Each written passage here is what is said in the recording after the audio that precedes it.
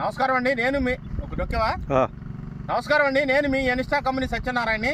ఈయన కేతిరెడ్డి శ్రీనివాసరెడ్డి గారు, మల్లారెడ్డిగూడెం చింతలపాలెం మండలం, సూర్యాపేట జిల్లాలో ఉన్నామండి ప్రజెంటు. ఆయన మనది భీష్మా వచ్చేసి ఒక ఎకరన్నర దాకా వేసాడు. ఈ వెరైటీ వేసిన తర్వాత అప్పుడు ఆయన బాగానే సంతోషంగానే ఉంది. వేరే రకాలతో పోల్చుకుంటే ఊర్లో అందరికీ దెబ్బతిని ఈయన మాత్రం లేదండి. ఈ కాపు కూడా బాగుందండి. చెప్పండి శ్రీనివాసరెడ్డి గారు, కాపు మంచిగా ఉందండి. ఎట్లా చేశారు ఏంటి, అసలు ఇది ఎట్లా ఉంది వెరైటీ చెప్పండి. ఈ వెరైటీ మంచిగా చిక్కటి కాపు, తొందరగా పెంజ్ అవుతుంది, బొబ్బర్ రోగాన్ని తట్టుకుంటుంది. బొబ్బర్ లేదు అసలు, బొబ్బర్ లేదు, నల్లి కూడా తట్టుకుంటుంది.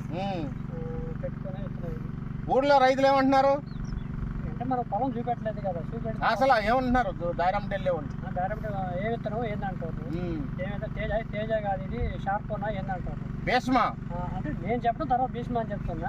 వాళ్ళు షార్ప్ ఉన్నా ఏం చిక్కింది కాపాడుతారు, షార్ప్ ఉన్నా కాదు భీష్మా అని చెప్పి చెప్పండి రైతులకి. మరి మీరు ఇచ్చే సలహా ఏంటి?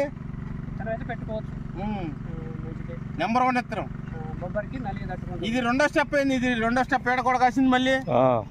చూడండి ఇది గొడుగు కొమ్మలో కూడా ఈ బచ్చంగా కాసింది. ఇదిగో చూడండి ఎంత చిక్కదనో చూడండి పంట.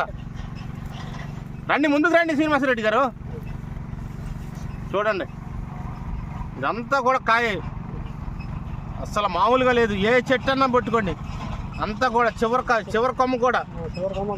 దీనిలో గొప్పతనం ఏంటంటే కింద సైజు ఎంత వచ్చిందో చివరికాయ కూడా అంతే సైజు వచ్చింది చూడండి.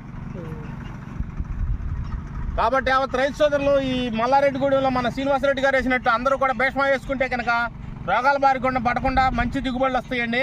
ఒకసారి కెమెరా చూపించే చేను మీద అందిన వరకు చూసుకోండి. ఎక్కడైనా సరే ఒక్క వైరస్ మొక్క కూడా లేదు. ఈయనకి గొడుగు కొమ్మ కూడా స్టార్ట్ అయింది. ఈ చలి మళ్ళీ అయిపోయే లోపల మళ్ళీ రెండో స్టెప్ కాసిద్ది. మీరు తయారైన కాయ కోసేయండి, ఈ పండుకాయ అంతా ఒక వారం 10 రోజుల్లో ఈ జాగ్రత్తగా తెంపేయండి. ఈ ఉండకాయ పచ్చికాయ మళ్ళీ లేచి మళ్ళీ కాస్తుంది.